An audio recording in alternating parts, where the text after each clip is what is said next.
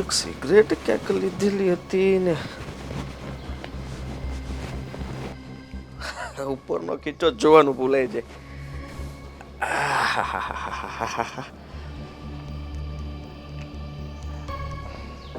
બહુ સરસ. હા, જય શ્રી કૃષ્ણ મોટા ભાઈ. જય શ્રી કૃષ્ણ. આ નવી આદત ક્યારથી શરૂ કરી? શેની વાત કરો છો તમે? આ તારા હાથમાં છે એની વાત કરું છું. અરે મોટા ભાઈ, આ તો ખાલી છે ને આમ સ્ટાઇલ માટે. જો સળગાવી છે બિલકુલ નહીં. આ એક લઉં આખા દિવસમાં આખો ચક્કર મરાવું એને મારી સાથે, અને પછી હા ડસ્ટબિનમાં ફેંકી દેવાની. આ જ મારું રોજનું રૂટીન. એટલે શું લાગે, કોઈ જોવે તો એમ લાગે કે વાહ સિગરેટ બિગરેટ પીવે છે, પણ આપણે પીતા નથી. ખાલી હાથમાં રાખવા માટે જ રાખવાની. મોટો ભાઈ છું તારો. તારા કરતાં વધારે દુનિયા જોઈ છે. અને તારી જે મુલ્લુ બનાવવા વાળા તો ડેઈલી મારી ઓફિસમાં આવે છે અલગ અલગ સ્કીમો લઈને. ખ્યાલ છે મને કે તમે રહ્યા મોટા ઓફિસર, એટલે તમારાથી અવારનવાર બધા આવતા રહેતા હોય. માનું છું, પણ એમાં યાદ કરાવવાની શું જરૂર છે? આ બાકી કેવું ચાલે, કામકાજ બધું બરાબર? આજે કેમ વહેલા? કામ પતી ગયું એટલે આવી ગયો. અને તમને લોકોને મળવા માટે ઘરે મહેમાન આવ્યા હોય તો આવવું તો પડે ને. કેવી વાત કરો છો તમે? હું મહેમાન થોડી કહેવાઉં. હા, મારું તો ઘર છે અને મારા ઘરમાં હું ગમે ત્યારે આવી શકું. એમાં તમારે આમ કામ છોડીને આવવાની કોઈ જરૂર નહોતી. તારું ઘર છે. આપણે અલગ થયા ત્યારે આપણે ભાગ પાડેલા ને? પાડ્યા હતા કે નહીં? તો ભાગ પાડ્યા તો શું થઈ ગયું મોટા ભાઈ? હા, આ તમે મારા ઘરે રહેવા આવો તો મને કઈ એમ થાય કે મહેમાન આવ્યા? ભાઈ રહેવા આવ્યો છે અને ભાઈનો તો હક બને. જો ભાઈ, તે મને ફોન કરીને કહ્યું કે થોડા દિવસ માટે આવીએ છીએ એટલે મેં હા પાડી. હવે આ ઘર પોતાનું કરવાની કોશિશ ન કરતો. કેવી વાત કરો છો? હા, ઘરમાં થોડો કઈ કબજો જમાવવા આવ્યો છું. આ તો ઈ બાને થોડા દિવસ તમારી સાથે રહેવાય. આપણે ઘણા સમયથી અલગ થયા છીએ, ભેગા રહ્યા નથી, તો આપણે બધા ભેગા રહીએ. અને અહીંયા મને મકાન મળી જાય એટલે ખાલી કરી દઈશ ને. ક્યાં મારે અહીંયા આખી જિંદગી રહેવું છે? બીજું કામ ધંધો કઈ કરે છે કે? એકદમ ફર્સ્ટ ક્લાસ. કામ ધંધાની તો વાત જ ના કરો તમે. હવે જે ધંધો ચાલુ કર્યો છે ને એ આખો છે ને ઇમ્પોર્ટ એક્સપોર્ટનો છે, અને બહારથી જ બધો વહીવટ થાય છે. મારે તો કંઈ કરવાનું ના હોય, ખાલી ફોન ઉપાડીને વાત કરવાની હોય. ભાઈ કેમનું, ક્યાં પહોંચ્યું, કન્ટેનરમાં નાખો, કન્ટેનર મોકલો, જવા દો, શિપ નંબર બોલો, શિપ નંબર છોડો. અચ્છા, શું ઇમ્પોર્ટ કરે છે? એ જ આપણે ફૂલના બી. અને શેર બજાર, તને શું લાગ્યું કે મને સમાચાર નહીં મળતા હોય? ભલે તું દૂર રહેતો હોય પણ તારી દરેક મુવમેન્ટના સમાચાર મને મળી જાય છે. તો માર્કેટ પણ સંભાળવું પડે ને. આવડું મોટું માર્કેટ છે અને હું એમાંથી નીકળી જાઉં તો માર્કેટને ખોટું લાગી જાય. હવે તમે વિચાર કરો કે માર્કેટને સંભાળવા માટે મારી જરૂર તો પડે છે ને. હા, મુકેશભાઈનો ફોન આવતો હશે ને તને કે ભાઈ આજે મારા શેર નીચે જાય એમ છે તો જરાક સંભાળી લેજો.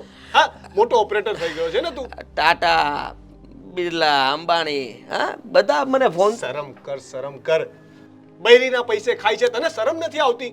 હા, મને પણ તારી સાથે આવી રીતે વાત કરવાનું નથી ગમતું, પણ મારા ભાઈ કંઈક તો સમજ. હા મોટા ભાઈ, ફરી તમારું પાછું લેક્ચર ચાલુ થઈ ગયું. આપણે આ ઘણા સમય પછી મળ્યા. મને આવી તમારી પાસે આશા નહોતી કે આ જૂના દિવસો ફરી ચાલુ થઈ જશે કે કઈ કમાતો થારે. કમાઉં છું ભાઈ, તમારી પાસે 1 રૂપિયો માંગુ છું નહીં ને. હવે આવ્યો છું, કદાચ માંગવા પડે તો ભાઈ છો તમે, ને આપી જ દો ને, કેમ ના આપો? અને દામિની પાસે?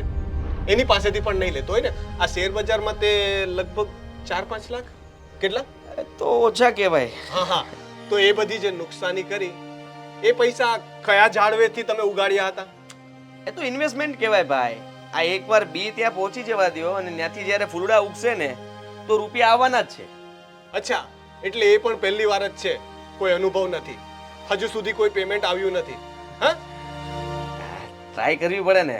બિઝનેસ તો રિસ્કી જ છે ને. હા, જામી જાય તો દંડના દંડ, ન જામે તો બના બન.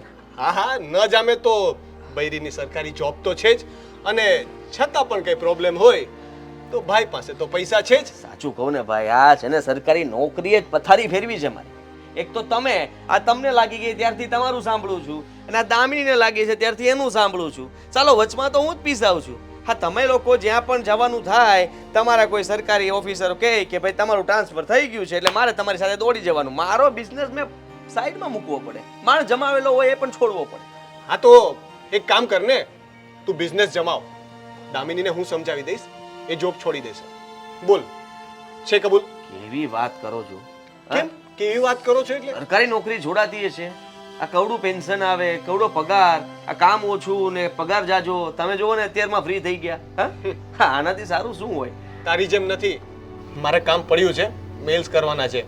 ફ્રી તું છો, તારી સિગરેટ સાથે રમી લે. હા, અને બને તો છોડી દે.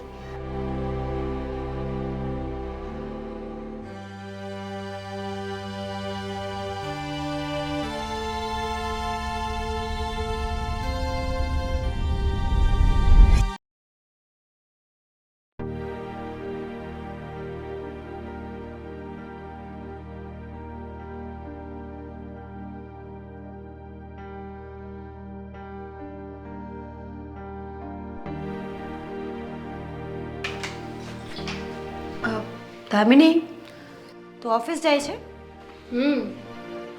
ચા નાસ્તો થઈ ગયો? ના, ચા નાસ્તો નથી બન્યો. આજે થોડી તબિયત ખરાબ હતી ને તો હું લેટ ઉઠી છું, એટલે જ પૂછ્યું ને મેં. ભાભી, તો પહેલાં મને કહી દેવું જોઈએ ને, તો હું આજે વહેલા ઉઠીને ચા નાસ્તો તો કરી લેત. દામિની, મને એમ હતું કે ટાઈમે થઈ જશે, પણ થોડું લેટ થઈ ગયું મારાથી. એવું હોય તો આજનો દિવસ કેન્ટીનમાં નાસ્તો કરી લેજે ને. હા, હવે બીજો ઓપ્શન છે મારી પાસે, એ જ કરવું પડશે ને. પણ નેક્સ્ટ ટાઈમ આવું કંઈ હોય ને તો પ્લીઝ મને એડવાન્સ જાણ કરી દેજો. તું કેવી વાત કરે છે? તબિયત કાંઈ થોડી ટાઈમ જોઈને બગડશે કે હું કાલે બગડવાની છું એમ. અરે અચાનક મને તાવ જેવું લાગ્યું તો ન ઉઠાયું મારાથી, અને એક દિવસ કરી લે તો શું ફેર પડે?